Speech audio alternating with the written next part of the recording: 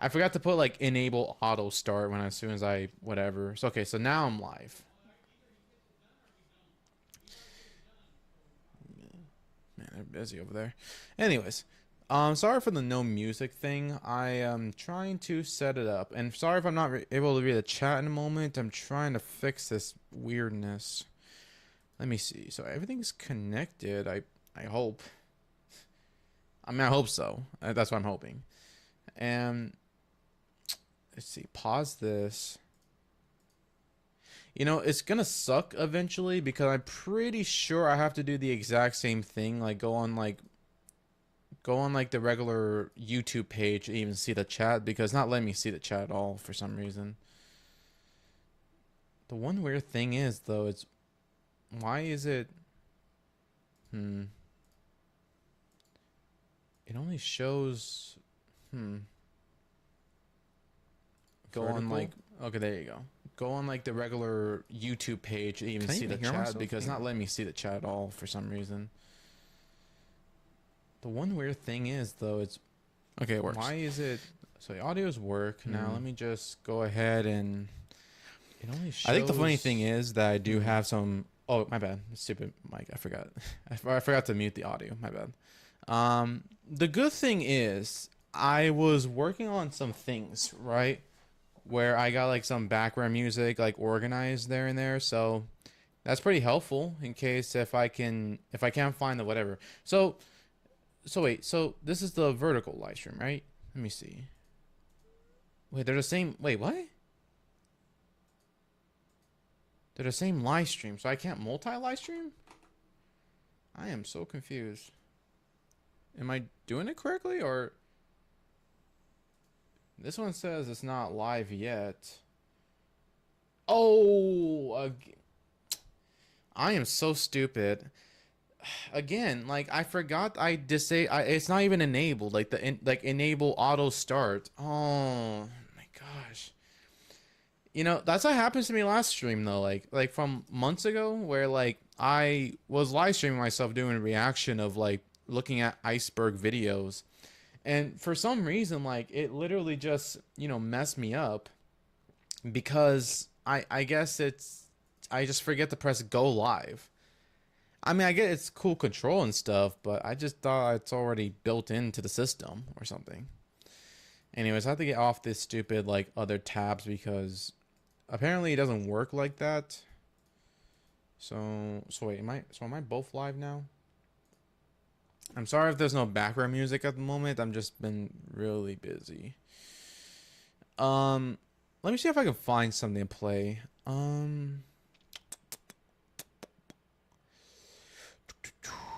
Okay, Google Drive. Okay. Anyways. Video assets, background music, chill, done pile, because this is like the ones I'm done with.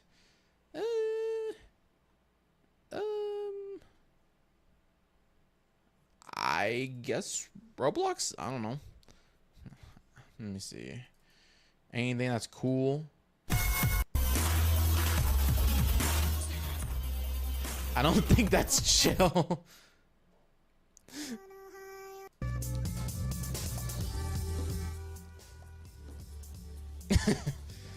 Yeah. There we go.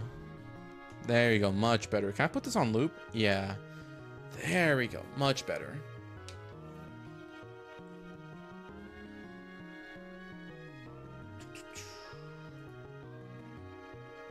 Hopefully the music ain't too loud. Alright. So, while that, I'm gonna check on my other stuff. Okay, so we got the live reaction and live reaction vertical. Nice. Nice. Awesome. I'm gonna lower down the quality though. I don't want to waste my bandwidth. Nice. Very nice. Awesome. Because I know YouTube Shorts has potential, you know what I'm saying?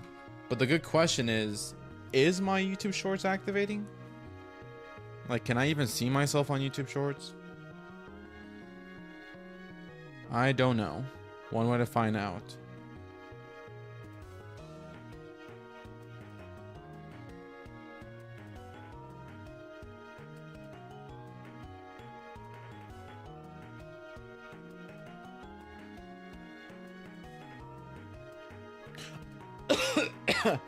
I'm stupid. I'm on the game player channel, not the not the reaction channel. Whoops. Let me see. Is it on YouTube Shorts? Wait, oh man, YouTube Shorts not enabled. Oh, that's sad. Hey, it works. Hey, it actually works. Okay, so when I'm I see now. So, okay, so when I'm watching the stream, it actually does show it as YouTube Shorts. That's good. Okay, good. I'm sorry for the delay. I'm just verifying things. Okay, so that's cool. So it actually did do the thing where it actually did, you know, make it turn to a YouTube short format because it knows it's a 9:16, video. So that's good. Awesome. Also, guess what? Oh wait. Oh, there you go. See? Oh wait. Hang on a second. Do I stand there? There you go. Yeah. So is it gonna do? Hello? Okay. Yeah. So yeah. This is new. I got the thing to work on my OBS when it comes to doing like if I'm doing a reaction video, it'd be like I'm doing like this, and I want to talk about something, I just go back here. But I gotta be careful though to not do that during the video, because the YouTube does a thing where if I click on a number, it goes like 1, 2, 3 like throughout the video or something stupid like that. So I gotta be careful, but it's pretty cool though, like really cool. But I want to try to see if the audio sounds good. Where if I click on the number, it goes like 1, 2, 3 like throughout the video or something stupid like that. So I gotta be careful, but it's pretty cool though, like really cool. But it's still loud. I want to try to see if the audio sounds good. Let me try to see if my speakerphone is kind of more accurate. Let me see.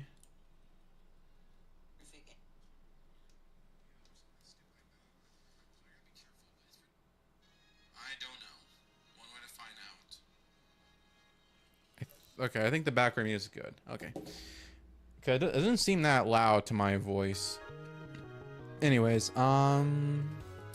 yeah. First of all, I do want to say apologies for the fact that I am so delayed. Like, if you guys don't know me, I'm a YouTuber who is, from the main channel, NoahtheReactPlayer.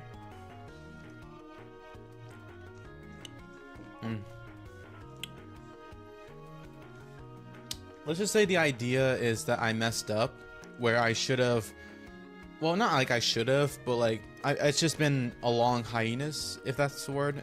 And I've been trying to do a lot of I've been doing a lot of stuff in the background, and now I'm returning to being a YouTuber and trying to get things done. So I know you guys are waiting for the content. Just hold your horses. And second of all, I am so sorry, but I forgot to put the stupid intermission mode, or whatever you call it. Because that's what's supposed to be like, where it's like easier to detect, like, hey, this is intermission, like we're not ready yet, or something like that. Let me see. Add existing ones? Is that how it works? Hopefully it doesn't ruin it. Okay, it doesn't. Okay, good. I'm gonna put intermission up here. Shrink it down a bit. There, kinda. I don't know. Right here. There you go. Let people know that it's intermission, which is not ready yet. All right, intermission. There you go. So now you can see all my YouTube shorts. Thank God, because I thought like I'm gonna have to do like raw, like YouTube shorts raw, if that makes sense. But thank God it works. Thank God it works. All right, so intermission. Bum, bum, bum, bum, bum, bum. I don't know. Because I'm not ready yet, because I'm trying to get this YouTube video up. Let me see. I guess I could pretty much just grab like a regular YouTube short. Also, I forgot to play music. Whoops.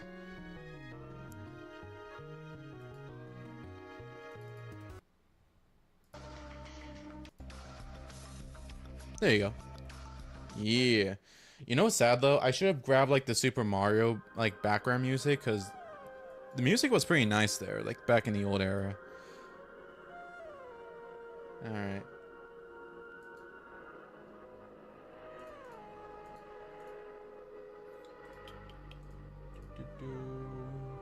Okay. Wait, no, it's not it. Okay, so close this, close this, close this. And the video I found is this one. Okay. Okay. Ah. Okay.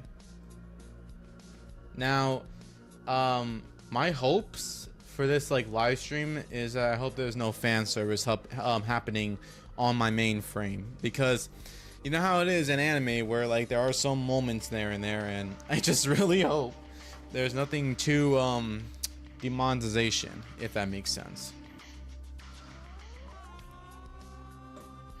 All right, I think we're ready. I think. All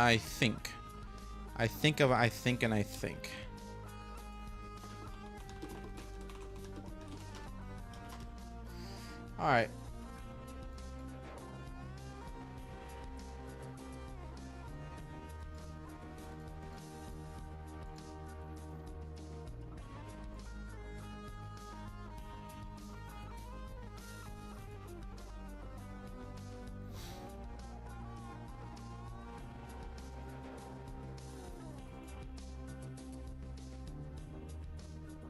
Is this my internet connection is pretty good, so that's good, I think. I didn't even check my internet connection at all. Anywho. Oh,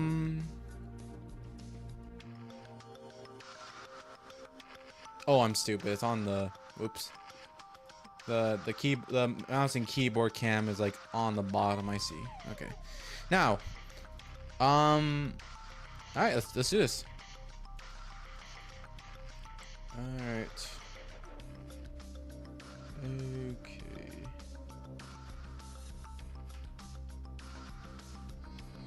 Oh yeah, hang on a second. Let me see. This is more like on the browser. Yeah. Oh, wrong browser. Whoops. It's the this one? There we go. Much better. Yeah, save. Yeah, save. I have to be on full screen mode, yeah. So, okay. Okay. Now I'm gonna turn off the music now. Alright. And fix the audio. Now, let's see here. Oh yeah, I forgot. I had to get rid of the stupid like intermission text. Whoops. Intermission. All right. So, all right. Hey guys, and welcome back to another reaction video. And today we are going to react to the we're gonna be reacting to the full story of One Piece in 100 minutes. Now, you might be asking, like, no, like, why couldn't you just watch the entire show and stuff? And it's like, because first of all, I'm pretty sure it's obvious given it's 900 episodes at least. I'm not sure an entire countdown of it, but I'm not gonna watch like a long time like series just for the sake of just, I don't know. And plus, like, sometimes like there is secret fillers. Like there's a lot of fillers like that's like waste like hours. Unless you're okay with just I just like to play in the background, then sure, you can enjoy that. But for me, I'm just trying to get this done. Like, I'm not gonna watch like every single One Piece episode. And besides, I guess this is probably like the only way you can also see my reaction without getting copyrighted, or the fact that you know, the YouTube moderation system, because obviously like you can't stream, you know, Netflix or anime, I don't know what you call it, Crunchyroll stuff. But for good thing for this guy, he already take care of the editing. So we're gonna go ahead and begin doing a reaction, and let me just try to fix my green screen, because we're gonna be going full screen on this one. Yep. And yeah, so if you like it, don't forget to hit that like button and subscribe and turn on the notification bells. And yeah, without further ado, let's begin. This is the entire One Piece timeline. We're going to talk about more than 5,000 years, including all the important events that occurred throughout history. All information is official from the One Piece manga, and this video contains no theories. To start No theories? from the very beginning, we need to go back approximately 5,000 years, when the great tree of knowledge of Ohara was planted in the ground and became the foundation of the library. 1,000 years after that, the Alubarna Palace was built, marking the beginning of the Kingdom of Alabasta. It was established when a person named Kahira conquered the island. The next event we know of is that around year 400, the people of the moon began running out of resources and decided to migrate to the blue star, planet Earth. On the moon, they lived in a giant city called Burka. They were highly advanced and had even built a legion of robotic creatures called automata. Wait, those are... Which robotics? Are you talking about these little deer? Like, these deer people? Like Chomper? Is that her name? Is that his name, I mean? Like, Chomper? Like, is that one of his species? I'm confused. When they arrived on Earth, the three tribes of the Moon People separated. The Burkans and the Skypians decided to stay on the Sky Islands, while the Shandians chose to live on the ground. Then, around year 500, a massive elephant named Zunesha was born somewhere in the New World. This was also approximately the same time when the Long Arm tribe and the Long Leg tribe began their war against each other, for reasons no one knows for certain. Since you're watching this video, I imagine you enjoy complete summaries in chronological order, and that's our channel's specialty. True, because I for one, I'm not saying I don't like the series. I'm pretty sure the series is good. I just don't like how long it is. Like, are they meant to just take this like the slow path, but like extremist? Is that what they call it? I don't know. I'm just saying, because it's like way too long for it to be a series. I'm just saying. I mean, I know I'm a Western guy, don't get me wrong, but I'm just saying, like, ain't that a little too long? I'm just saying. We have summaries of hundreds of anime telling the story in order. Subscribe, and don't forget to check out our other summaries. Yeah, now, subscribe to him. Back to the story. In year 600, the Dressrosa Palace was built. The country was established and governed by the Don Quixote family, who lived on Dressrosa Island at the time. King Don Quixote was soon visited by a wandering group of dwarves called Tontatas, who had left their homeland in search of resources and shelter. Pretending to care and offering help, the king enslaved the Tontata tribe for centuries, forcing them to build Dressrosa and turn it into a prosperous city. The ancient kingdom, which has not yet been named, was established around the same time, with various nations of the world joining together to share their technological advancements.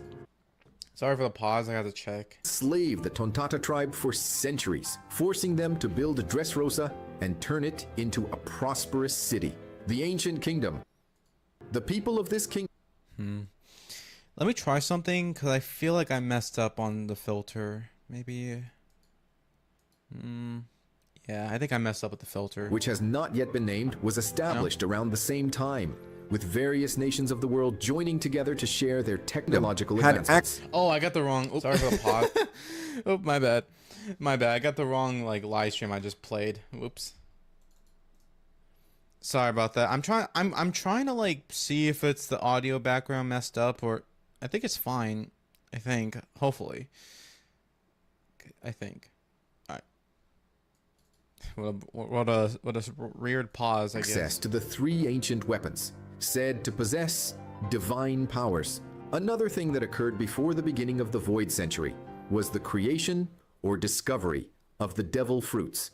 So far, it is still unknown whether they are technological creations. As Vegapunk explained, they arose from the unfulfilled desires and dreams that people held. I do say like some of these like character designs are so wonky. For the future. The world of One Piece also established a global currency at that time, called berry. Following the introduction of berries, the era of slavery began. The enslaved and oppressed began to idolize and pray to the sun god. This might be a little bit off topic, but like, or maybe it is related, but I don't mind the idea of storytelling when it comes to, well, I'm not sure if it necessarily need it. I mean, that is a good question. Like does the series need to necessarily involve slavery? I mean, I don't know exactly, because it really depends on what you're showing. You know what I'm saying? Like, I don't know exactly. I don't know. Like, I really don't know. I'm in the middle of like yes and no, because it does play in a vital moment to just shows how corrupt people can be. At the same time, I just don't know. Like, I don't know if it's a good thing or a bad thing to show that type of stuff. I usually just say no, like don't show that stuff, but hey, they do them, I guess. Yeah. Believing he would come to free them from their oppressors. Around that time, a person named Joy Boy, who wore a straw hat, set sail on the sea and became the first pirate. At some point, he also ate or developed the devil fruit, known as the Hito Hito no Mi model, Nika. During his travels, Joy Boy befriended Zunaisha and the Iron Giant. At that time, the Isle of Fishmen was the only place where fishmen gathered to enjoy the sunlight that came from the Sun Tree Eve. It was a settlement they established at the bottom of the sea to avoid the persecution they suffered. Now, well, it says introduction and void century. Like, what are these sections? I thought, well, it is the full story. I just wasn't sure if it is one of those stories or those video summaries where you have to like get the understanding of the world building first, and then we go talk about the main character. It's like, sure, I'm just I'm a little lost of what's going on here, because I like, there's like so many city names and they have their own. I get it. That's how worlds work. I'm just, I'm saying it's a little too much. On land, Joy Boy visited the island and promised he would bring the enormous ship Noah to the surface. Hey, that's me. I'm just kidding. I'm just kidding. The island and promised he would bring the enormous ship Noah to the surface. A promise he was unable to keep for unknown reasons. During his journeys, Joy Boy reached a certain island in the New World, which would later become known as Laugh Tale. On that island, he hid his treasure. Although we don't know what it is, it was described as something capable of turning the world upside down. A treasure so incredible that it was named One Piece. After that, Joy Boy asked the people of the country of Wano. They said it. They said the name One Piece. I don't know. One Piece. After that, Joy Boy asked the people of the country of Wano to write their stories on indestructible stones in the language of the era, and thus the poneglyphs were born. Enormous stone blocks that together tell the incredible stories lived by the freest man in the world. The language used in the poneglyphs was forbidden and hidden shortly after. One of those poneglyphs contained his apology to the fishmen for failing to fulfill his promise, along with a vow that someone would fulfill it in the future. He also left another message stating that he would return in 800 years. Some years later, for some reason, 20 kingdoms from around the world united and declared war on Joy Boy, with the goal of killing him and destroying the ancient kingdom. That new coalition of kingdoms eventually succeeded. However, before his defeat, Joy Boy's allies managed to hide the ancient weapons, so they would not fall into the wrong hands. At some point, before being defeated, Joy Boy sealed a large amount of his haki inside the Iron Giant and said to use it in the future, in case of danger or the need to save someone. Zunaisha also aided in the battle against the 20 kingdoms, as the elephant was cursed to wander the seas forever as punishment for its betrayal. Due to the events of that war, the world's water level rose 200 meters, sinking many continents and islands in the process, including much of the enormous country of Wano, which was reduced to only its highest mountain. After achieving their goals, the 20 kings exterminated the Lunarians, who lived in the land of the gods, Lunaria, at the top of the Red Line. They then moved there with their families, where they established their capital, Mary Juiz, and came to be known as World Nobles, or Celestial Dragons. But one of those nobles decided to rebel. That person was Nefertari D. Lily, the princess of the Kingdom of Alabasta, who deserted the coalition of the 20 kingdoms and became responsible for scattering the poneglyphs, detailing the true history of the world across the seas, the lost history of an entire century that the world government wanted to hide at all costs. After that, she mysteriously disappeared at sea and never returned to Alabasta. Lily was also the first person to carry the title of D. Any document that mentioned her name was immediately destroyed, and her younger brother became the new king.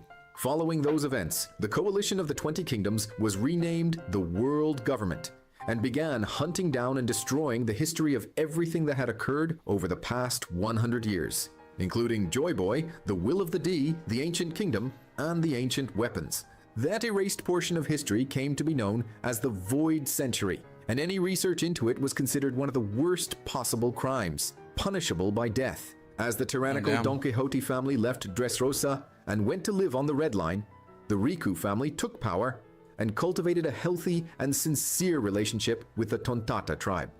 During that period, Joy Boy's allies in Wano hid Pluton in the country's underground caverns. The shipbuilders of Water 7 who had built Pluton also decided to hide the weapon's blueprints, while Fishman Island protected Poseidon and Noah with their lives. This was done to preserve those weapons until Joy Boy's return. The world changed drastically. The world government had built a symbolic hall where an empty throne would stand as a symbol that the 20 families ruled equally and that no one could sit in leadership over the world. But the empty throne was occupied, and the world came to be ruled by a single person, led by the mysterious figure of Imu. Believed to have been one of the 20 kings, the world government went on to rule the world with an iron fist for the next 800 years. Eni's lobby was built to carry out the world government's judicial proceedings, while the Cipher Poles were established as the government's intelligence agencies.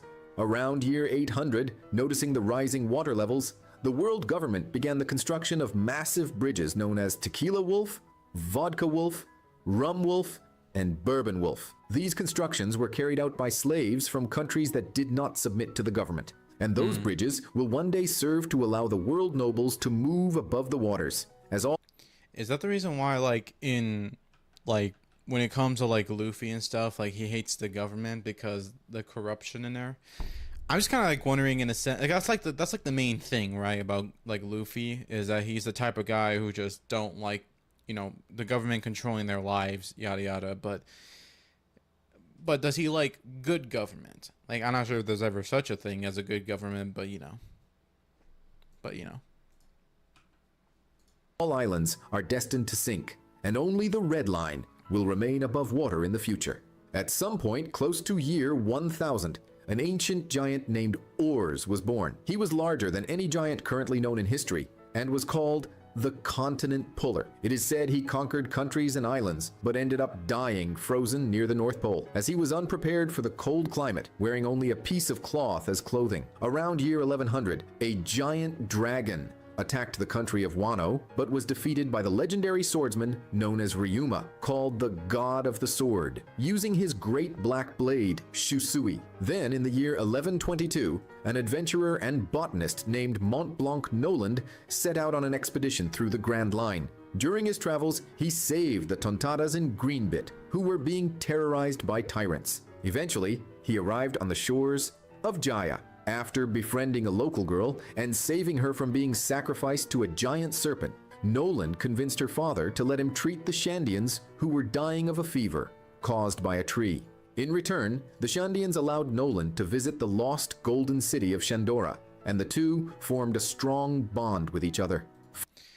So I know some people are gonna hate me for this, but like I legit have no idea what most of the stuff even about. Like, it's more about just world building description than just like, hey, you know, like what's going on. I know we'll get there eventually. I'm just saying, as a new viewer or a not a new viewer, I've been watching anime sometimes, but even some latest animes that people have been making sort of make sense. That's way better than One Piece in the sense of explanation.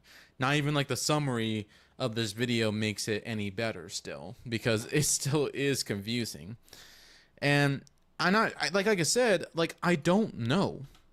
I legit don't know, like, if that's the case of this anime, where it's just, is this meant to just play like in the background just to listen and just as time goes past? Like if you're playing a video game, you just listen to this as a podcast. Like I don't even know. Like I it's like already 9 minutes of this, and I still don't understand how most of this stuff, except the devil fruit. I mean, that's one thing I kind of memorize it, but it's just I'm a little just kind of just conflicted. Is that the word? Like, I just don't know like what's going on at most parts. Like, I'm sorry for anyone who gets offended by this, who likes One Piece and stuff, or especially buying the mangas or books or something. But it's just like, I don't know. It's just the way I'm reacting to this. It's just no. It's just there's nothing else to. There's nothing to hold on to. Like it's some. I mean, I guess there's like a bad corruption of the government. That's all I can hear of, and the devil fruit. But you know, it's just, I don't know. It's just so weird.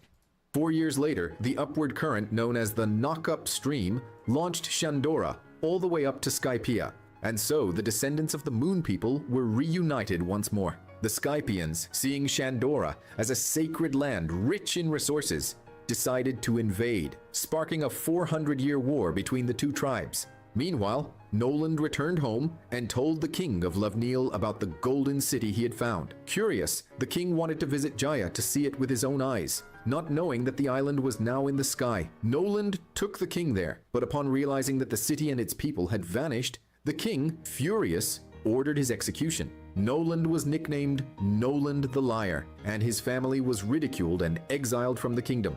2 centuries later, the Iron Giant, Joy Boy's friend, mysteriously awakened and began causing destruction in Marajoa. But before causing large-scale damage, it ran out of energy and shut down.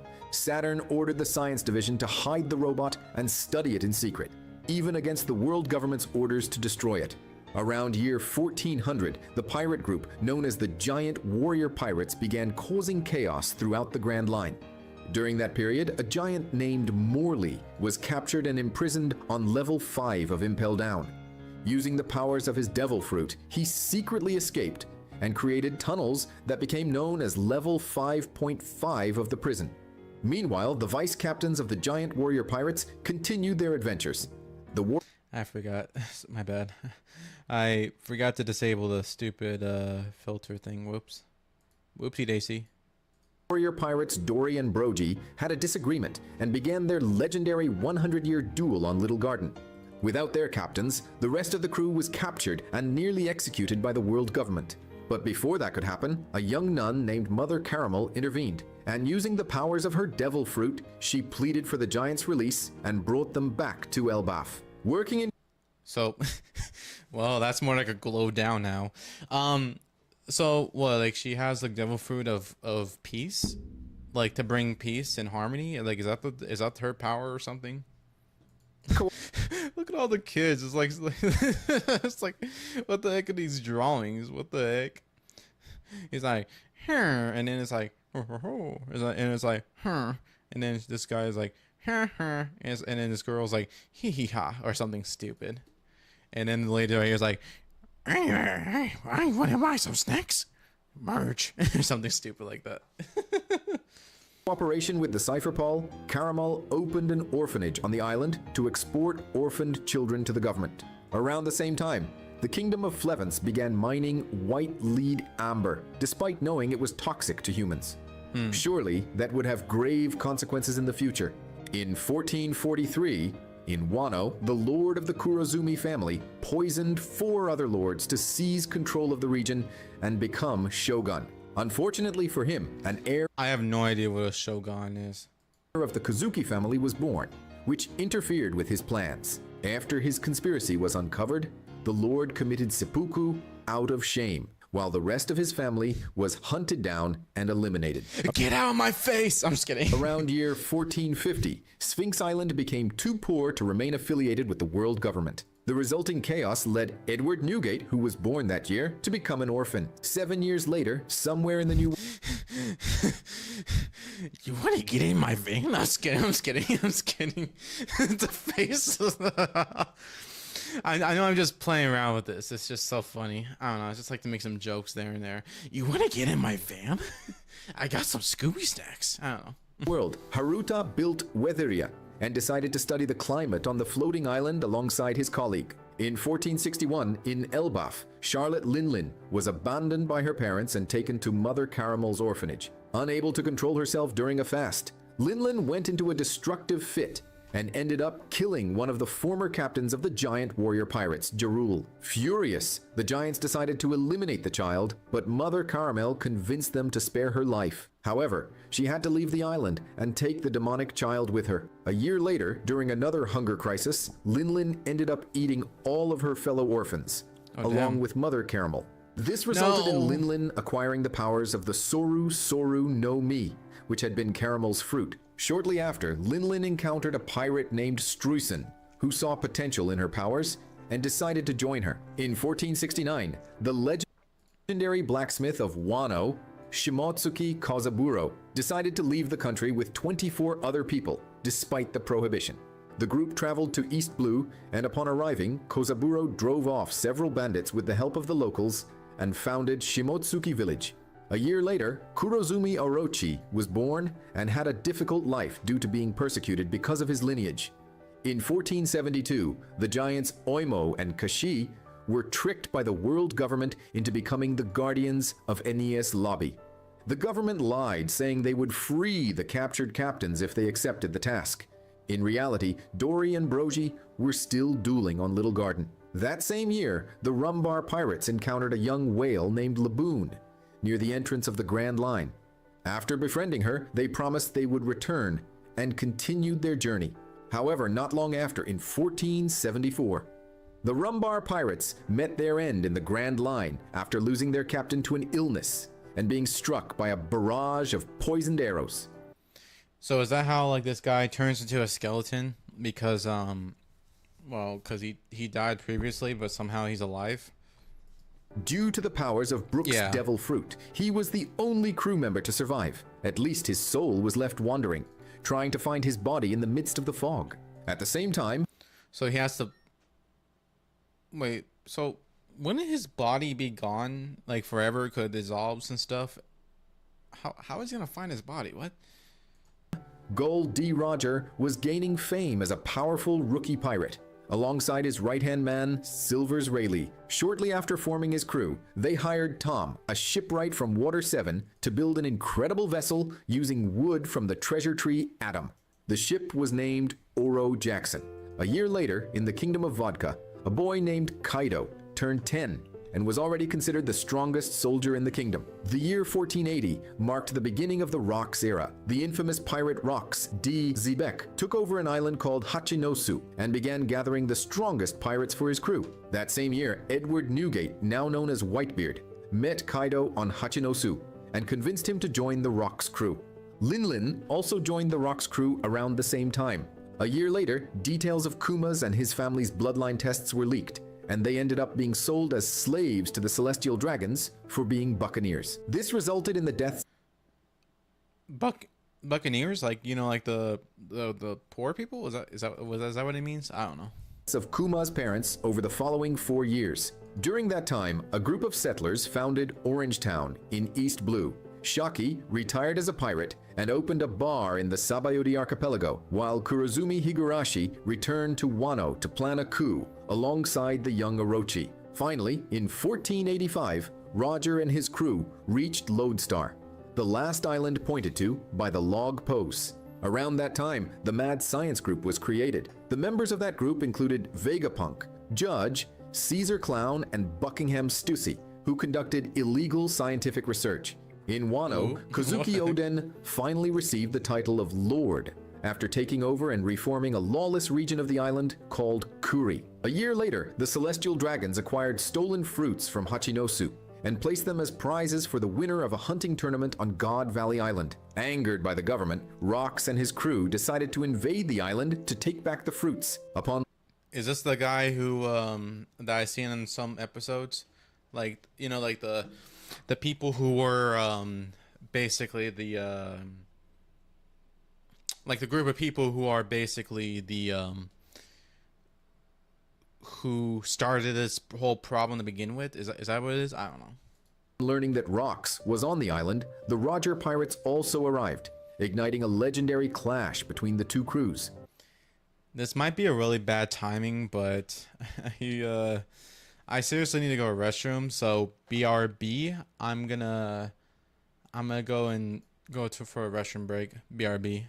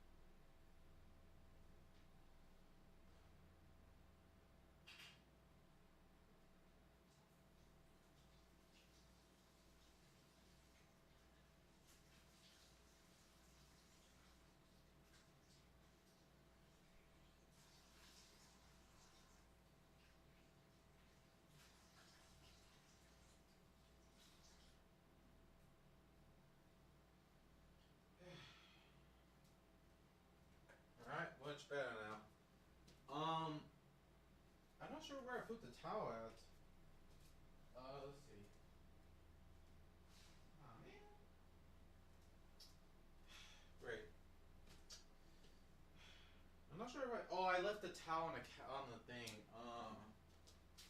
Oh wait, there it is. I forgot that I left it here. Oh. First of all, I am burning hot. Ugh. Oop, my video is up.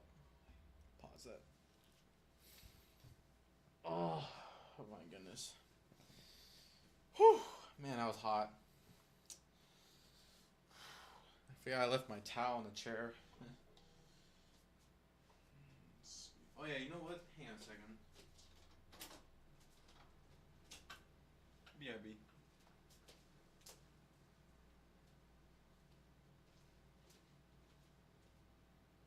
Okay, good thing you can't see much on the webcam.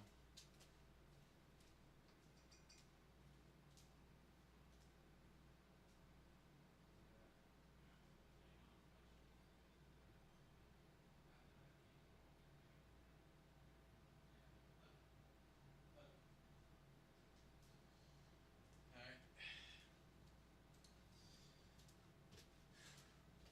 Sorry about that. I have to went to the restroom, and I also have to open the door because letting the air circulating, so it makes it easier to get air in. Even though I have like this little fan right here, it's like still don't want to make it too loud, but hopefully it's good. Also, thank you guys for the 3 likes on the YouTube Shorts. I appreciate that very much. And yeah, it seems like it's working out pretty good for the most part. All right. I guess we're back now, so I'm gonna go turn these off. All right, we're back. Sorry about that. All right. Eventually, Monkey D. Garp allied with Roger, and together they managed to defeat Rox. During the conflict, 3 slaves, Ginny, Kuma, and Ivankov, managed to free themselves and steal the fruits that were to be the tournament prizes. Lin Lin suddenly appeared and managed to steal the Yuowonomi model Seiryu dragon fruit that was with Ivankov. But before she could do the same with another fruit, Kuma, still a child, managed to eat the pawpaw fruit. After the battle, Rox supposedly died, and his name was completely erased from history. Furthermore, the entire God Valley Island was destroyed by the government. During his escape, Roger found a baby in one of the looted chests and decided to name him Shanks. And he raised him in his crew like a son. With the end of the Rox era, the Roger era began. Following the legendary battle at God Valley, Garp received all the credit for Rox's downfall and was named the Hero of the Marines.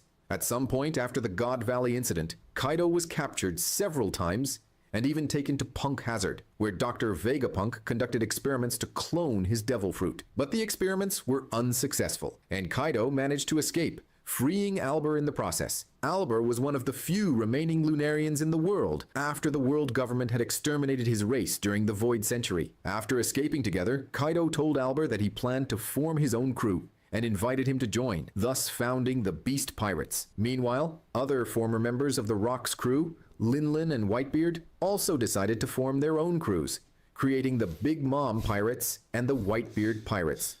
In 1490, yeah, the Big Mom Pirates, yeah. Definitely the right name for that one. The Don Quixote family, consisting of Doflamingo, his brother Rocinante, their mother, and their father, renounced their titles as celestial dragons and decided to live the rest of their lives as ordinary humans. But that went very wrong. They were soon punished for their lineage and ended up being pushed into a life of poverty. To make Doflamingo's misery worse, his mother died as a result of poverty, misery, and lack of care. Damn, that's tough. After escaping from God Valley, Kuma and Ginny settled in the Sorbet Kingdom. There, Kuma used the powers of his fruit to help the elderly of the kingdom, taking all their pain upon himself. In 1494, Kozuki Oden finally got his chance to leave Wano after being visited by the Whitebeard Pirates crew. After going through a difficult trial, having to hold on to the ship's chains for a long time, the samurai saved Toki and was given permission to join the crew. Toki had come from the past, using her devil fruit, and was lost in the middle of the ocean. In reality, she had been in Wano in the past, but now with the rising waters, she was simply lost. With Oden at sea, Kaido returned to Wano with his old ally Higurashi and began plotting to take control of the country. 2 years later, in 1496, Roger contracted a fatal illness that greatly reduced his life expectancy, leading him to recruit Crocus as the ship's doctor and set out on one last great adventure. That same year, Nico Olivia set sail in search of information about the poneglyphs, while Doflamingo, filled with hatred over the situation his family had been put in, decided to shoot his own father. The following year, Roger faced the dangerous pirate Shiki, who led a massive armada. They fought a massive battle known as the Whirlpool War. The battle was interrupted when a weather incident destroyed half of Shiki's forces and permanently embedded a ship's helm into the back of his head. In 1498, one of the former members of the Mads group abandoned his 10-year-old son and decided to join the Beast Pirates, changing his name to Queen. Coincidentally, at exactly the same time, a 10-year-old boy named Cutty Flam was found adrift at sea by the famous shipwright Tom. I'll let you draw your own conclusions about that. Still, that year, the Roger Pirate... What do you mean by that? Wait, what? Also, I really hope to God, like, YouTube doesn't, like, do, like, or especially, like, let's just say like the policy on YouTube has kind of messing up, or some cases. I think like there was a case where like I don't know, like there was something about like the idea of, let me see.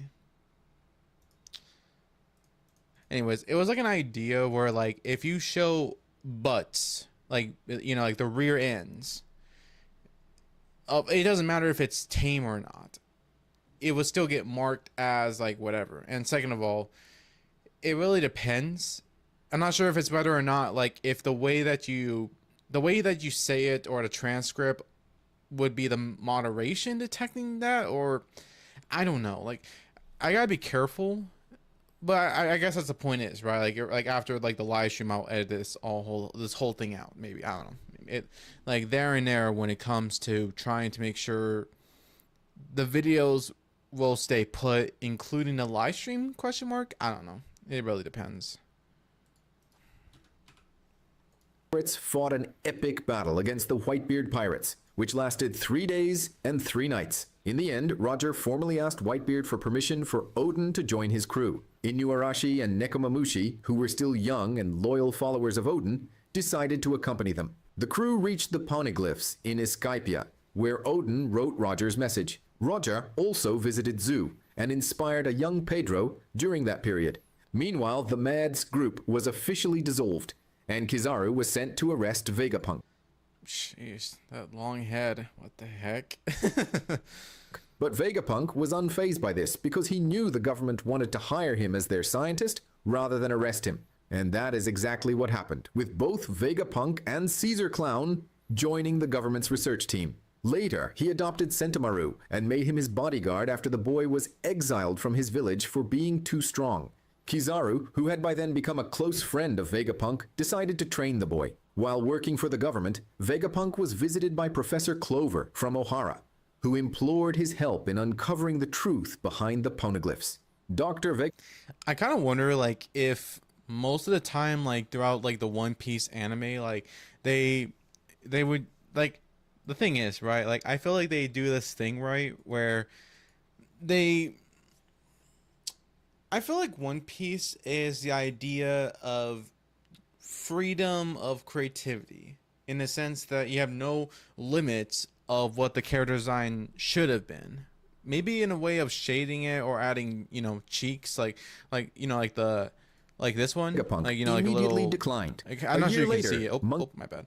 I'm not sure you can see it, but it's like like the weird like puffed cheeks or something. I'm not sure what you call it, but anyways, the point is, like, what I'm trying to say here is it's one of those type of series where they can just draw the character anytime they want, without no limits of how weird or how absurd some of the designs are, and how some doesn't make any sense, like the Clover Man or something like that.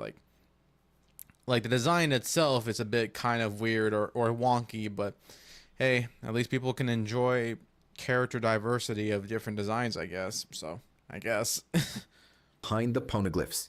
Dr. Vegapunk immediately declined. A year later, Monkey D. Dragon started a paramilitary group of pirate mercenaries called the Freedom Fighters. They organized several protests around the world and inspired people to fight for the oppressed.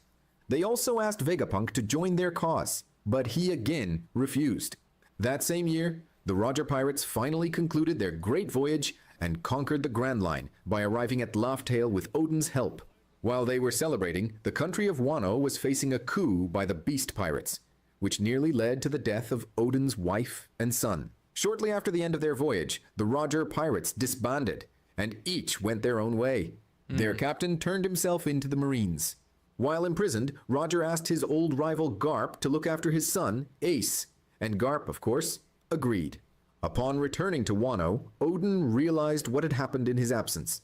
The country he had left unprotected had been taken. His wife, his children, and his followers were in misery, and he immediately rushed to take revenge on Orochi. But he was protected by the barrier Devil Fruit, and Orochi threatened to massacre a group of civilians. He said that if Odin danced in the flower capital and made a fool of himself in the streets, they would be spared. Orochi also promised Odin that he and Kaido would leave Wano in 5 years. To save as many people as possible, Odin danced in the capital, causing the people of Wano to lose their respect for him. Meanwhile, Shiki invaded Marineford, furious at the idea that Roger had been captured. This led to a large-scale battle, where Shiki faced off against Sengoku and Garp. In the end, he was defeated and sent to Impel Down. The following week, Roger was sentenced to execution in his hometown, Logue Town. On the platform, as the blades were about to strike him, someone in the crowd asked about the location of his hidden treasure. Laughing, Roger looked at the crowd and said, "You want my treasure? You can have it. I left everything the world has to offer there. The One Piece." Roger's words ignited a flame in the hearts of ordinary people and gave rise to the Great Age of Pirates, where more pirates than ever emerged, all with the goal of finding Roger's legendary treasure. I see. So that's how the whole thing begins, where like it's like a motivation speech to just be like, hey, we have hide the stash of treasure called the One Piece somewhere in this world, and you're gonna have to find out yourself. We're not gonna tell you jack, or something like that. And it's like, sure, I guess that's how the story goes. Also, fun fact though, the creator of the show actually made the One Piece and literally put it in an actual bottle or a chest or whatever, and basically go and sunk it down like in some random ocean. So the scuba divers or some whatever has to like go out of the way to go very deep in the water to find like the One Piece. And I guess it's just, hey, anyone who's like a fan of One Piece, go ahead and find it in the real world as well. Not just the show itself, but the world itself as well. And that's why a bunch of people are making it. And you know what's funny? The joke, I would have called this joke out too though. Like from the joke of one of the there's like a YouTube channel called like the Anime Boys or something, and like it was like a silly skit where like, I found the One Piece, and then they open it, it's like, it's about the friends we go along the way, or some stupid friendship quote. It's like, that's it. Yep, that's it. And then it shows like an anime outro. Like, that's it. That's it. Just like the SpongeBob pirate to pirate. You know, like, that's it. That's all, or something like that. Like, I don't know. I mean, if it's just treasure, sure. I mean, I guess, but at the same time, it's like, that's it. Like, that's the One Piece that everyone be really excited of. It's just treasure, which, cool. Financials issues are solved now, I guess. But you know, it's just silly. I'm just saying, it's incredible silly. Shortly after Roger's death, Shank's goal of finding Roger's legendary treasure. Shortly after Roger's death, Shanks formed his own crew, called the Red Hair Pirates, and even invited Buggy to join him, but he refused. Shortly after, Odin received news of Roger's death and wept over the loss of his friend. The following year, Gecko Moria, I'm not sure if that's wept, like, I'm not sure, like, in a sense, like, if that's what you call it, crying, because it looks like he's just having a laugh. It's like, what? He's like, ha, ha, ha, ha. It's like, what the heck? Like, why are you laughing at your friend's death? Famous rookie pirate invaded Wano and stole Ryuma's body and his sword, Shusui. Moria and Kaido, damn, you stole his drip and everything. came into conflict, but in the end, Moria's entire crew was destroyed, and he was the only survivor, with severe lasting damage. A year later, Nico Olivia, during her journey to decipher the poneglyphs, was captured by the Marines aboard the ship of Vice Admiral Jaguar D. Saul. Olivia was freed by the Giant, who was against the massacre of innocents who only wanted to study the history of the world. During the escape, Saul and Olivia took a ship back to O'Hara to warn the inhabitants. She took a dump back in O'Hara. I'm just kidding. I heard it like in a slightly wrong way, but it's funny. It's like the way they say is so stupid. Since that a great danger was approaching, Professor Clover was confronted by the Marines and was shot after almost revealing the true name of the ancient kingdom, as he knew too much. The Gorosei authorized the launch of a buster call on the entire island. Saul did everything he could to protect Nico Robin, Olivia's daughter, from the chaos and destruction. After facing his old friend Aokiji, the giant was frozen, while the admiral spared Robin's life and allowed her to escape. The Buster Call is the gathering of a large fleet of marine warships that frantically fire upon a single target until it is completely destroyed. As Ohara was bombarded by the ship's cannons, the scientists decided to take action to save the incredibly valuable knowledge they had uncovered. Thus, the inhabitants of Ohara threw as many books as possible into the water without the Marines noticing, to preserve the information they had discovered about the world. I mean, I hope to God that those books are hang on a second. I hope to God that those books like even work, because if they're waterproof, cool, I guess, but if they're not, then oh boy, we just throw a bunch of history, just like the I'm not sure if you guys know this history lesson, but there was a time and place where, like, you know, like the witches, like the witches trend, like witch hunt. That's what they call it back in the day. Like that's what the original word, like witch hunt, exists, to hunt down some witches.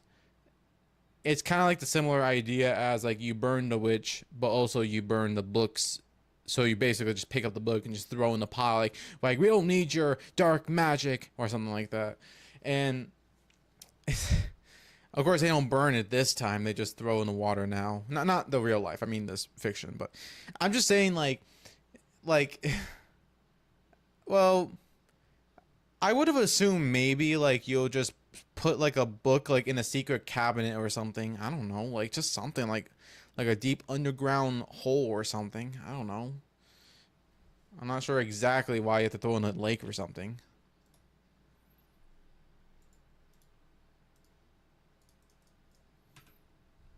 The events of that day became known as the Ohara Incident. Some notable things also occurred during that period. Gaimon got trapped inside a treasure chest, Shiki escaped from Impel Down, and Ace, Roger's son, was born. But his mother did not survive the birth. Later, Kuma finally grew tired of the cruel actions of the King of Sorbet and decided to rebel, but was quickly captured along with Ginny and imprisoned. Sometime after, Monkey D. Dragon and Ivankov freed Kuma and Ginny from their cell and aided in the rebellion against the evil king. And so this might be a side note, but if he adds like watermark up here, why couldn't he just add like a watermark in the bottom right corner? You know, like the little square icon you can upload or something. I just in case, like if you're pressing play or pause, you can instantly see the logo on like a little bottom corner or something. So the Revolutionary Army was born, not only to intensify efforts against the government, but also as a tribute to the massacre of Ohara. Months later, Vegapunk decided to visit Ohara to place flowers on Professor Clover's grave. Vegapunk never wanted to get involved in controversial situations that would put his life at risk, such as studying the mysteries of the Void Century. But after witnessing... Jeez. Man, every time they show this character, it's like, my goodness, like he has such a big forehead or head. I'm not even sure what you call that. Like a vertical mind or something. It's like you could stack like library books on that head, like inside the head. Like, my goodness.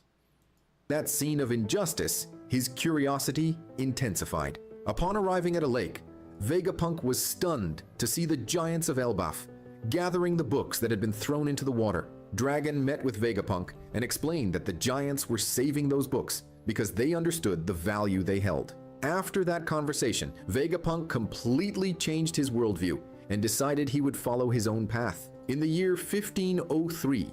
Hey, Sanji, my boy. Or, is that his name? Sanji? Imagine... Imagine if I called the wrong name and then it'd be like I Show Speed over again, where he's like naming certain characters like and it's like just like buzzword or something. It's like hey, that's not Sanji, that's something, I don't know. Sanji and his siblings were born, and they became the first beings genetically modified during gestation, with exoskeletons, various abilities.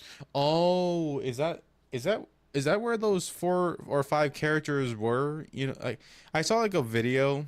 Let me see. Like I saw like a video that has something to do with like, it was something to do with like a dating island, whatever you call it. It was like a VR. It was like a VR chat type of videos, and I'm not sure. You'll get what I mean when you search it up. But it's like a there was like a moment in like a season one where like in some cases the group came into the island and just say, hey, we're your cousins or brothers or something. I'm not sure if it's true, but that's why I know from them. That's why I recognize these characters, because they're from the VR chat dating island, whatever you call it, or something. But yeah. Sorry. All right, and there you go. All right. And no emotions. However, Vinsmoke Sora took an antidote to reverse the experiment done on her children, and this resulted in a genetic alteration in Sanji, who was born with his powers dormant. Sora became gravely ill and spent the remaining years of her life bedridden. A year later, nearly 5 years after his return to Wano, Oden discovered that Hyogoro had been imprisoned for opposing Kaido. Man, is sickness really that much of a problem in One Piece? Like, dang. I never thought it would be that much of a big problem here. Saddened by what happened to Hyogoro and his wife, Oden made the decision to gather his followers and attempt to free his country from Kaido's rule. Oden surprised Kaido and his allies with his incredible strength, but before achieving victory, he was deceived by Higurashi, which gave Kaido the opportunity to defeat him. She used the power of her devil fruit to transform into Momonosuke, and so Oden hesitated for just an instant. Oden and his followers. I'm sorry. I was trying to get something going here. The opportunity to defeat him. She used the power of her devil fruit to transform into Momonosuke, and so Oden hesitated for just an instant. Oden and his Momosuke? What? Followers were captured and faced a harsh trial. But Oden made a deal with Kaido. If he endured being inside a pot of boiling oil for more than an hour, everyone would be set free. Kaido, purely for his own amusement, agreed. But Orochi feared he might actually pull it off. On the day of the trial, Oden raised a large plank and asked his followers to stand on it, shielding them from danger. Even after enduring for more than an hour, Oden couldn't escape. Kaido and Orochi had no intention of keeping their end of the deal. But before being defeated, he launched his followers out of the cauldron and died smiling. Damn. That is tough though. I mean, talking about durability, that's crazy. That is absolute crazy durability. That's wow. That's crazy. Some of his disciples and his son Momonosuke were sent to the future with the help of Toki and her special abilities. She used the power of her fruit to send them forward in time. After being thrown out of the great... So instead of like back in time, it's forward in time? I mean, how does that work? Wait. Unless if it's already set place, like you already know how it goes in that further future if you do this or do that. Does it tell you that, like a fortune site, like a future site or whatever you call it? Like, I don't know. I'm confused about that ability. Cauldron of oil, Nekomamushi and Inuarashi began a rivalry that would last for many years. Elsewhere, in the Oikot Kingdom, following a clash between Marines and some pirates, Belmer found two young orphan girls named Nami and Nojiko among the rubble and decided to care for them as her daughters in the peaceful Kokoyashi village. Aww. In 1505, Boa Hancock and her sisters went through difficult times, being taken far from their home by the celestial dragon. Why the long face? I'm just kidding. And forced into entertainment work. They served as amusement for the Tenryubito. Bro got that Minecraft face. Don't call me a Minecraft dirt block. You know that meme? I don't know. I'm not sure if you know that meme. It was like 3 years ago or something. Who also forced devil fruits I'm not a Minecraft dirt block or something stupid like that. upon the sisters and made them eat them. This is the year. Yay, we got Luffy. Finally, after 29 minutes and 29 seconds, we finally got our boy Luffy. The ISO speed fan Wait, what do you call it? I don't know. What do you call it? I don't know. Monkey D. Luffy was born. Idol. That's what I'm saying. Like the IShowSpeed Idol. Something, I don't know. 2 years later, Queen Otohime of Fishman Island began her campaign to collect signatures calling for peace between fishmen and humans on the surface. Meanwhile, the world government sent a 13-year-old He's like, what am I gonna do with these idiots? Or something stupid like that. boy. I can imagine like some really fun video ideas, and it just be like me just bridging, like, you know how like in Goku, you know how like in Dragon Ball Z, like they have those like they have those things like where they do like bridge series, and I bet they're having just that was Cube Ice Cube. No, I forgot the it was a stupid channel that is a Sonic OC fandom. I don't know. Snapcube. That's the guy. Those people were funny. Like they were having like the most laughs when it comes to doing this type of stuff. I kind of wish I want to do it, but I don't know. I'll probably get copyrighted. Named Rob Lucci to handle a hostage situation. In the end, Lucci eliminated both the hostages and the pirates. What are you gonna have me do? All right, which hostage situation. In the end, Lucci eliminated both the hostages and the pirates, which led to his induction as a member of CP9.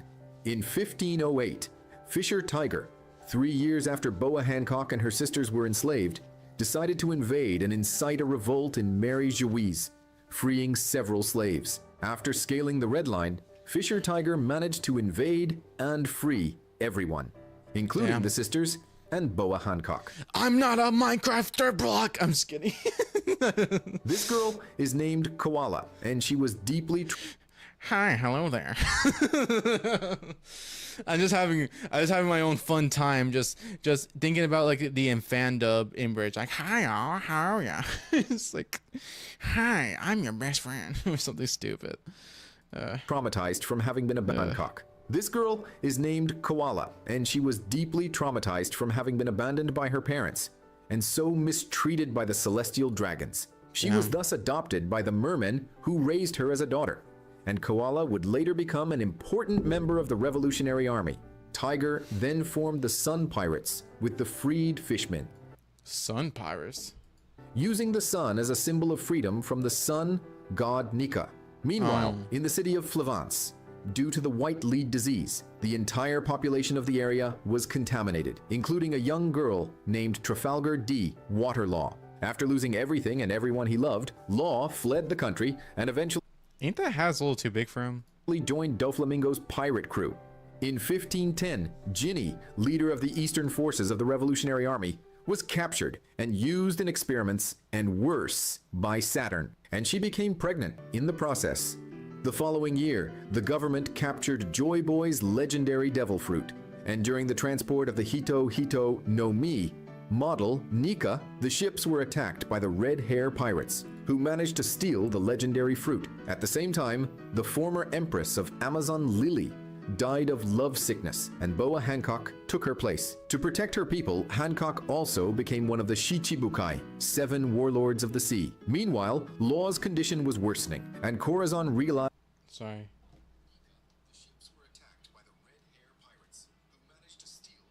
Sorry, I'm just trying to check if the audio is good. My bad. That the warlords of the sea. Meanwhile, Law's condition was worsening, and Corazon realized that the only way to save him would be with the Ope Ope no Mi. You better eat this devil fruit, kid. It's like just kidding. Rocinante managed to steal the fruit and forced Law to eat it, successfully curing the boy. But Doflamingo discovered the betrayal and eliminated his brother. Cranberry juice. I'm scared. I know I should stop. I'm just trying to have fun. Successfully curing the boy. But Doflamingo discovered the betrayal and eliminated his brother, who protected Law until the very last moment. During an expedition, Sanji fled from the Germa 66 ships. He was actually expelled by his sister, who wanted to see him free from that madness, and he ended up reaching a nearby ship called the Orbit. Then, in 1511, Ginny was struck by a disease called sapphire scales, and her daughter Bonnie, who was also the daughter of a celestial dragon. It has been 4 times. There's like the sickness of this and that. I know each... Did they have that many like viruses? Man, Jeez. Man, it's like everyone's dying or getting like corrupted by these viruses there and there. My goodness. Disease called sapphire scales, and her daughter Bonnie, who was also the daughter of a celestial dragon, had the same disease as well, and for that reason both she and her daughter were thrown out of Mary Jiwas and set free. On the brink of death, Ginny managed to reach the Sorbet Kingdom, and Kuma adopted Bonnie after Ginny's death. Aww. Almost like he can eat like a grape basically, because like the it's like you're grabbing like a grape and just like basically eating it. It's like how small everyone is, and this guy is like a big behemoth. Vowing to care for her in memory of his friend. In reality, Kuma and Ginny had loved each other for a long time. They were separated and were never able to be together. Now Kuma, with his kind heart, will care for a daughter who is not even his own, but the child of his late beloved, with whom Wait, what? he was never able to share anything. Wait, now say that Kuma, again? with his kind heart, will care for a daughter who is not even his own, but the child of his late beloved, with whom he was never able to share anything. Shanks and his I'm about to say like the father of the year goes to. I'm not sure if I'm hearing it right, but oh well. pirates made a stop on the peaceful Dawn Island and went to the small, poor Fuchsia village to celebrate their conquest at Makino's bar. They drank and ate as they celebrated, and Luffy was always hanging around, curious about everything. When everyone was already drunk and distracted, Luffy opened the marine's chest and ate the devil fruit of the sun god. At just 7 years old, Luffy sealed his destiny as the reincarnation of Joy Boy's will. And Shanks laughed at how things happened so naturally, as if it were the work of fate. That same day, Shanks sacrificed his left arm to save the boy's life. Damn, man, talking about is that what you call it, dignity? No, selfishness. I mean, selfish.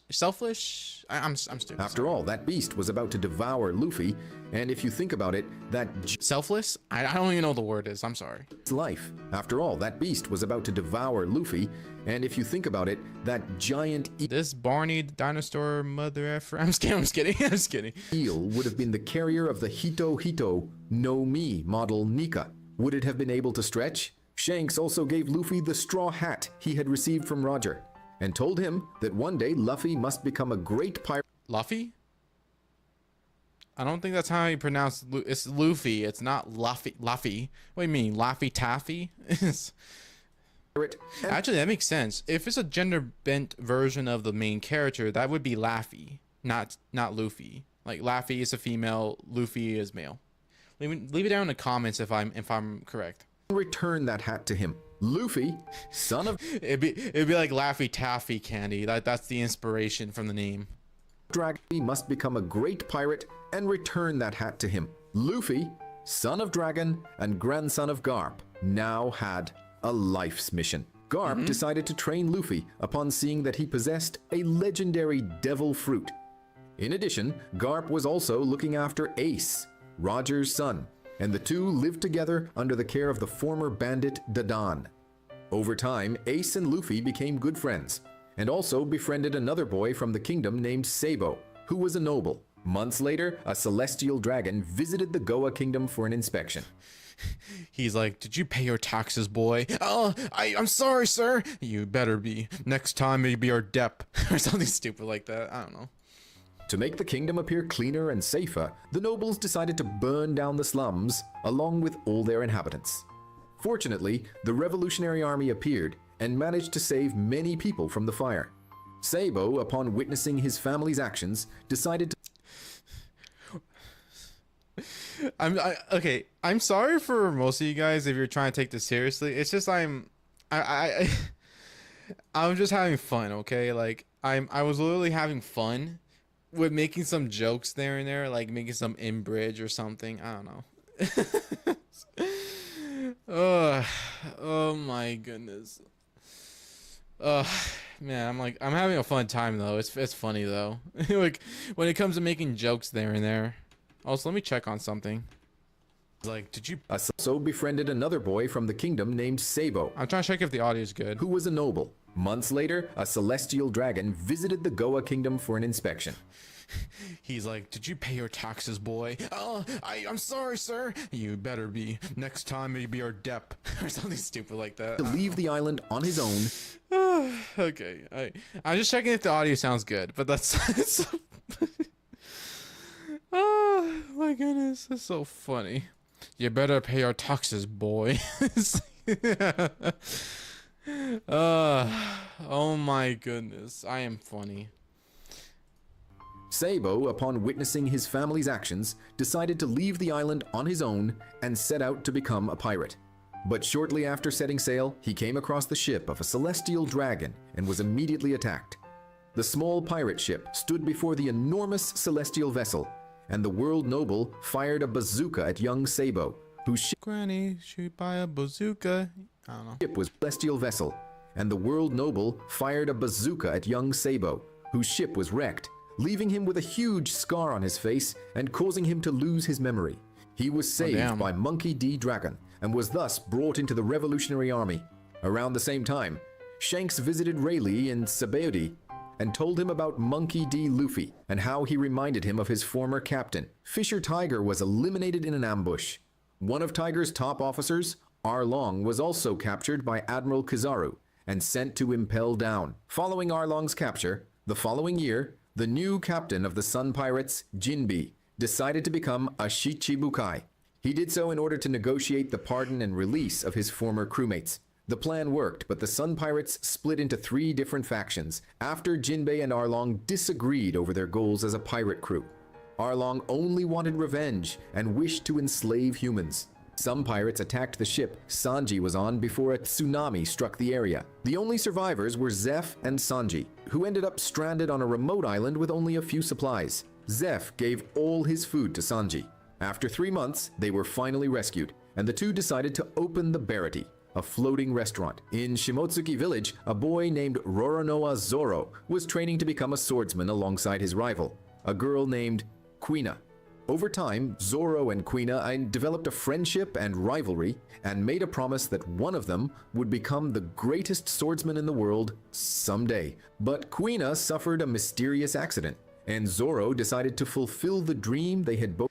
I was about to say, like, if there's another sickness again, I'm gonna lose it because, like, okay, at least it's an accident. I'm about to say, like, the amount of viruses in this show is crazy, like top crazy. Quina suffered a mysterious accident, and Zoro decided to fulfill the dream they had both shared in her memory. He also received the legendary sword Wado Ichimonji from his master, Quina's father. In 1514, Don Quixote do Flamingo successfully attacked and captured ships loaded with tax money, the celestial tributes being carried to Mary Joyce, sent by various kingdoms and villages. He used that to blackmail the celestial dragons and demanded to become a Shichibukai. At the same time, Arlong and his new crew began terrorizing East Blue and invaded Kokoyashi village. He shot Belmare and forced Nami to become his cartographer, making her a member of the Arlong Pirates. If she managed to gather 100 million berries, he would leave Kokoyashi village and free all its people. In Water 7, Tom finished the construction of the sea train. But a CP5 member named Spandam framed Tom for attacking Water 7 with his ships, which led to the builder being sent to Ini's lobby on his own train. Frankie tried to stop the train with his own body, but failed and was left severely injured. On Fishman Island, Queen Otohime was eliminated by Hody Jones, a fishman who hated humans and did not want the Queen's campaign for peace to become a reality. He also blamed a human pirate, which further destroyed the relationship between the two races. The Nox Pirates, led by Pedro, arrived at Whole Cake Island and challenged Big Mom. Pedro lost an eye and much of his life expectancy. In 1516, Dr. Hiriluk found a reindeer-human hybrid on Drum Island and decided to raise him as his own son, giving him the name Tony Chopper. That same Tony Chopper, yes. I didn't know his name. Well, is that his first name? Tony? No, wait. No, first, middle, and last name. So is Tony Chopper the last name? I have no idea. Year, the King's Summit, known as the Reverie, was held. Question. What do they do with this middle table? Is this meant to be like a presentation in the middle or something? I don't know. A council made up of 50 world leaders convened. with the primary goal of attempting to stop the Revolutionary Army and Monkey D. Dragon, who was growing and becoming a risk to the stability of the government. The following year, in a desperate attempt to find a cure for his daughter's illness, Kuma sought out a doctor to treat Bonnie, but was told she only had a few years left to live. Damn, like, are you kidding me? Like, man, people are dying quickly. In the anime series, YouTube, in the anime. In Water 7, CP9 members Lucci, Kaku, Blueno, and Khalifa infiltrated the Galileo Company to get close to the Carpenters and potentially get their hands on the Pluton blueprints. Meanwhile, on Thriller Bark, Gecko Moria's men captured a talking skeleton. Moria stole Brooke's shadow and transferred it to Ryuma. Somehow, Brooke, without... Okay, this might be a little rant, and this might be a little, it may not be related to this thing, but like, I know this is not related, but I'm just saying, the case that if people are like acting like, oh, we can't get these anime series, I mean, there's possibilities, like there's other sources or services out there. You don't need a pirate. I'm just saying, and get it because, you know, we're in a pirate show, like, you know. Anyway, so I don't know. It's just, I'm not sure what their point is for piracy, especially for this show here. I do it like as like the last resort, like if you can't like find anything else to watch. I guess I don't know. It's just a random rant. I just don't know if it's anything meaningful, but just a random thought. So yeah. Out his shadow, managed to escape from Thriller Bark and return to his own ship. In 1518, Kuma was busy overthrowing the tyrannical government of the Sorbet Kingdom. After single-handedly defeating the king's forces, he was crowned as the new king of Sorbet. Still in Water 7, Frankie returned to the island after rebuilding his own body and was entrusted with the legendary blueprints of the ancient weapon Pluton. During that same period, in Alabasta, Nico Robin began working for the Shichibukai crocodile. That same year, Shanks was named one of the Yonku, the Emperors of the Sea. In East Blue, the infamous Captain Kuro of the Black Cat Pirates faked his own death and became the butler of a young sick girl named Kaya on Syrup Island. Ace decided to leave Luffy and become a pirate at the age of 17. The following year, the princess and heir of the Kingdom of Alabasta, Vivi, along with her attendant Igaram, infiltrated Baroque works to spy on Crocodile.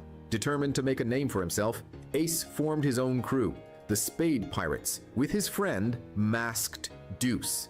In the months that followed, Ace visited Wano with his crew and attempted to help the inhabitants of Amigasa village while Kaido was away. He also met and befriended Yamato, Kaido's daughter. Unable to change the situation in Wano at that time, Ace decided to leave and later defeated a Shichibukai named Hanafuda. Shortly after, Ace planned to find and defeat Whitebeard, but ended up fighting Jinbei instead. After a 5-day battle, Whitebeard, seeing the determination of Roger's son, appeared and forced Ace to join his crew. Ace initially resisted and tried to fight Whitebeard, attempting to do so more than 100 times.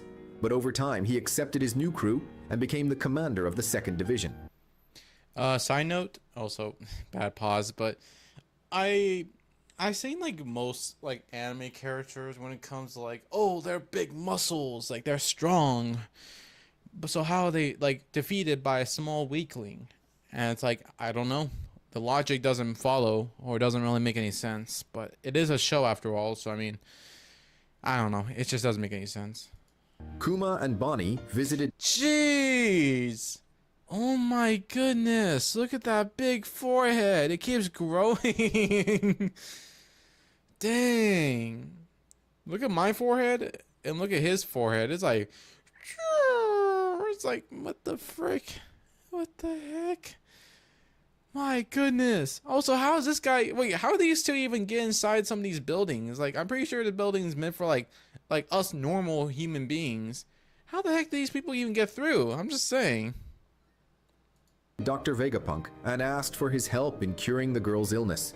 Vegapunk agreed, but on the condition that Kuma allow him to clone his body and transform him into a cyborg for the world government. Saturn overheard the conversation and sent Admiral Kizaru to Vegapunk's location. Saturn then informed Kuma that in order to treat Bonnie, he would have to become a Shichibukai and have his personality and free will completely erased. Accepting those terms, Kuma and Bonnie began living with Vegapunk, forming bonds with Kizaru, Vegapunk, and others involved over the course of 6 months. After recovering, Bonnie was sent back to the Sorbet Kingdom. Kuma, for his part, was sent to East Blue on a mission for the world government. Meanwhile, one of the Whitebeard pirates' officers, Thatch, found the Yami Yami no Mi, one of the most powerful devil fruits in the world. But before he could do anything with it, he was brutally attacked by one of his crewmates, Marshal D. Teach. Another member of the Whitebeard pirates had been dreaming for years about the power of that devil fruit and would do anything to obtain it. Proclaiming himself Blackbeard, Teach quickly fled from Whitebeard's crew. After Thatch's death, Ace decided it was his responsibility to find the traitor and make sure he was properly punished. The following year, Bonnie, now fully cured, managed to escape. She defeated the government agent assigned to keep her imprisoned and set sail with a crew made up of fishermen. In the year 1522, Luffy set sail and left Fusha village to begin his journey to become king of the pirates. Yeah! Yeah! He first launched himself into the sea with a small canoe and a barrel full of meat, but at the first opportunity, he ate all the meat, and soon his canoe sank. To avoid drowning, Luffy... Wait, what? He ate all the meat, and soon his canoe sank. How does that make any sense? Avoid drowning, Luffy climbed inside the barrel, locked himself in, and fell into a deep sleep. He was found by a cruise ship that picked him up. On that ship was Nami, who was there practicing her schemes to earn money. Then everyone is attacked by a pirate ship. At the start of his journey, Luffy encounters his first enemy, the pirate Alvida. She and her men invaded the cruise ship and looted everything. However, Kobe, a young and cowardly pirate, discovered Luffy inside the barrel. They had some conversations about dreams and the future. Luffy inspired Kobe by telling him he wanted to be king of the pirates no matter what, even if it cost him his life. Luffy easily defeats Alvida.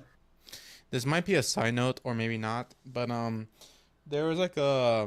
I'm not sure you guys watch Incredibles. Like, you know how like the Mrs. Incredibles, like the you know, the stretching mom?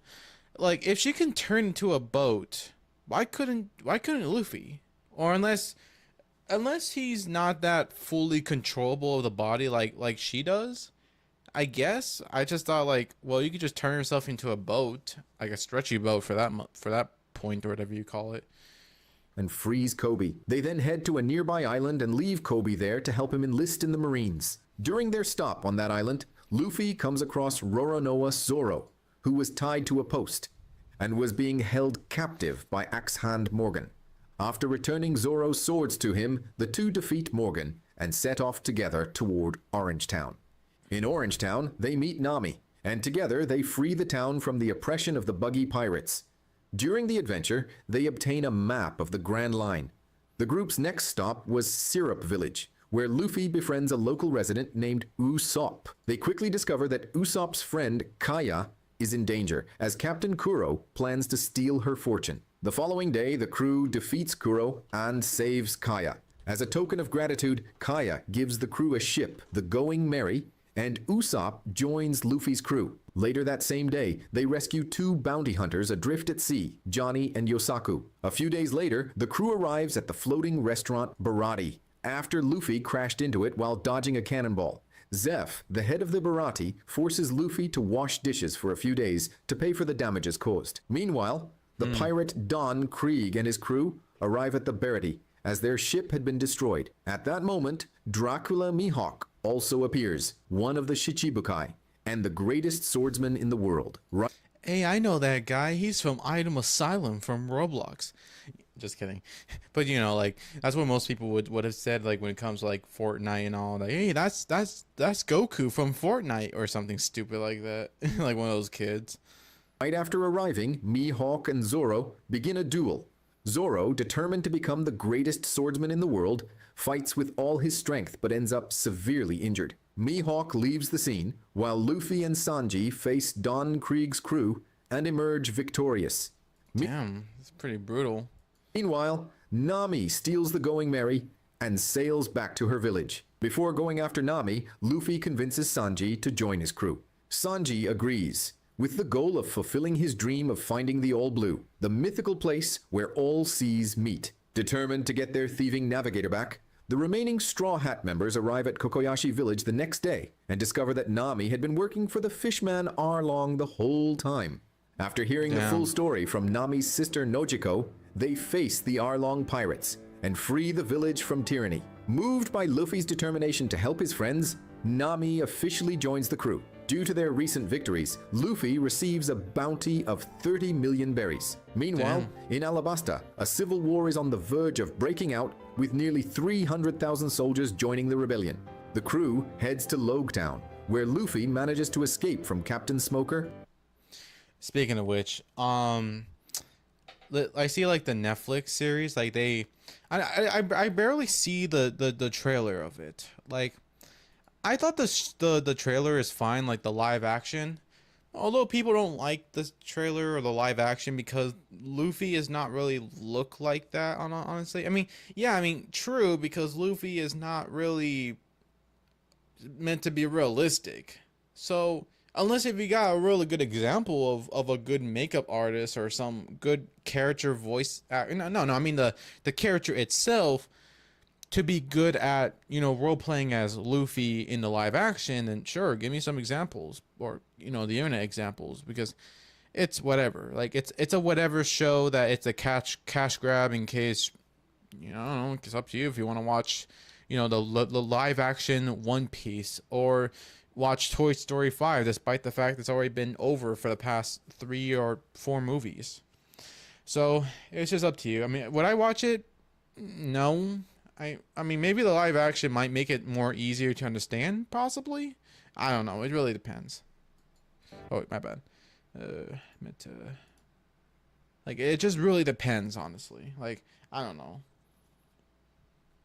Thanks to the help of his father, Dragon, they finally depart for the Grand Line with the rest of the crew. Meanwhile, Bonnie continues her search for Kuma and arrives at the island where shoot. Dang it. Man, I'm so stupid. I forgot to press the button. Whoops. The crew is on the verge of breaking out, with nearly 300,000 soldiers joining the rebellion. The crew heads to Logetown, where Luffy manages to escape from Captain Smoker thanks to the help of his father, Dragon. Hey, guess what? You know why I'm called myself the Captain Smoker? Guess what? Because I smoke. Or something stupid like that. I don't know. Finally depart for the Grand Line with the rest.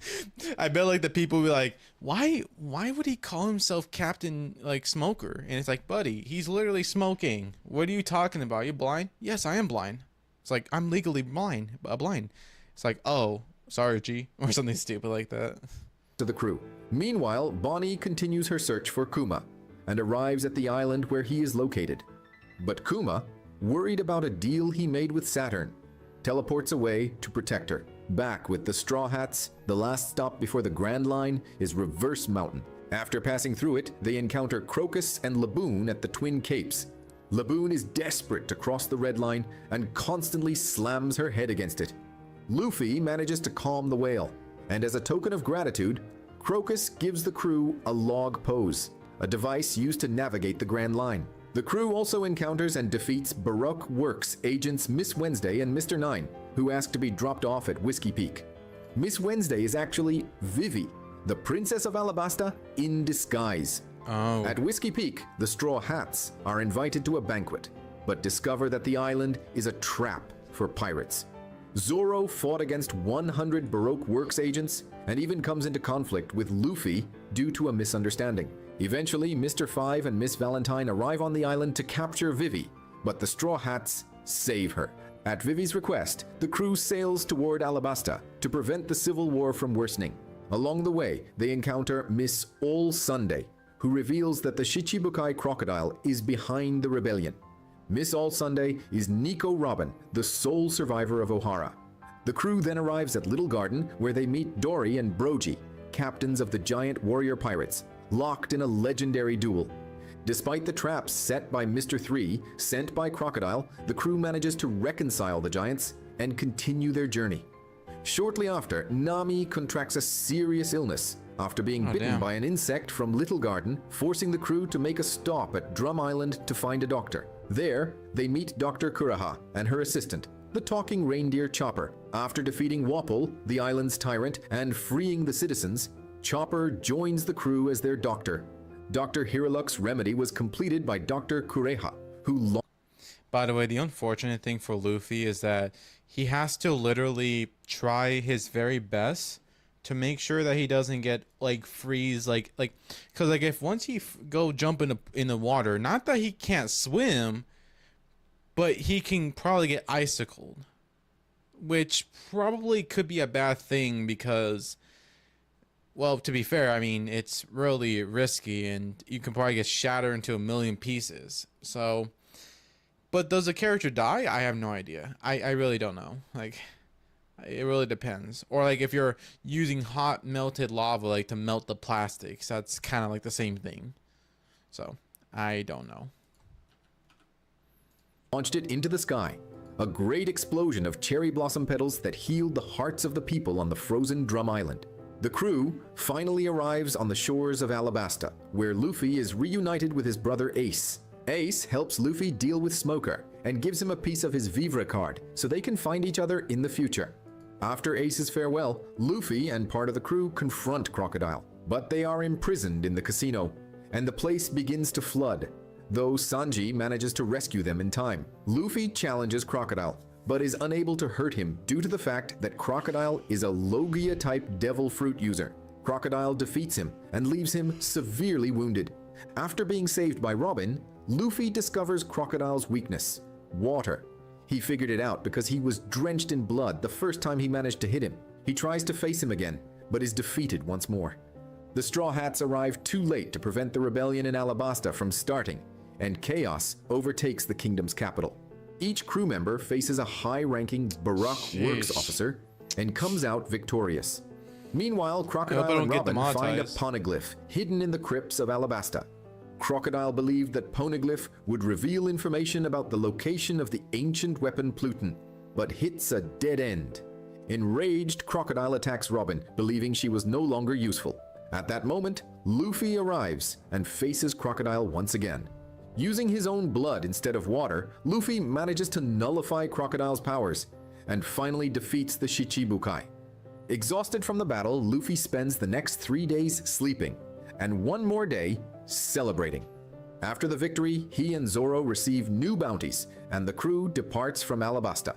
Meanwhile, on Whitebeard's ship, Rockstar, one of the Red Hair Pirates members, was sent by Shanks to deliver a letter requesting a meeting with Whitebeard. With Crocodile imprisoned, a meeting is held at Mary Juas to discuss his replacement as Shichibukai.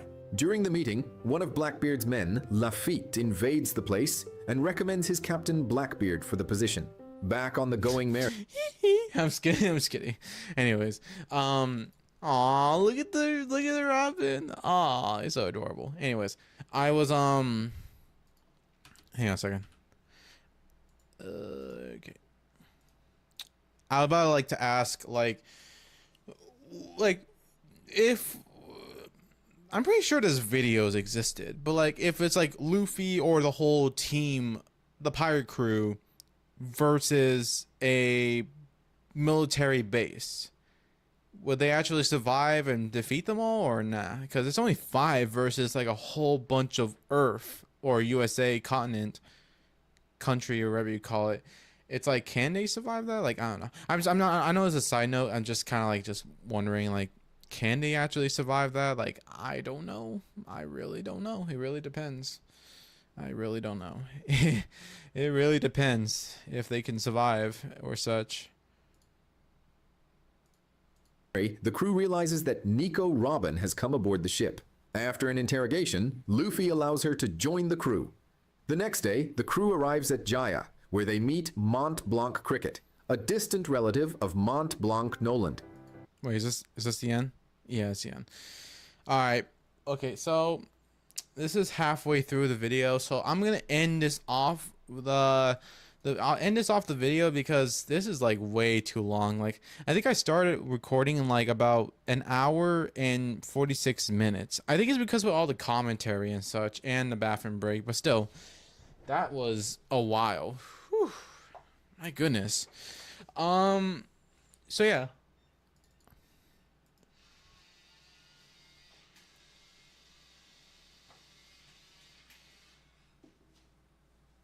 Anyway, so yeah, I think it's pretty much it for this react. Oop, I messed up. Oops. This is what I mean. I had to press the outside of the whatever. So that is it for the reaction. I might do a part 2 of this, unless you guys are interested. Go ahead and leave it down in the comments below if you think I should do a part 2 of this series, because I feel like just by watching this entire thing, I'm like already done watching about 55 minutes and 30 seconds out of 1 hour and 40 minutes and 2 seconds. I'm not sure what's the equivalent to per episode. I think it's something along lines of probably 500 episodes. I don't know. I mean, they say it's like about 1,000 episodes. So I would have assumed I'm like halfway through. So it's like 400 or 600 episodes. So yeah, that's pretty long. So thank God I am thank God I don't watch this entire series, because not in the sense of watching it episode by episode. Otherwise it's going to take a long time. A really long time just to get this whole thing done. So yeah, thank you stupid, can't show it. Anyways, thank you Story No Jutsu for the video. I might make a part 2 of it eventually. So yeah, eventually. I don't know. I'm not sure about next week or 2 weeks, but I have like other priorities. But yeah, I hope you guys enjoy this video.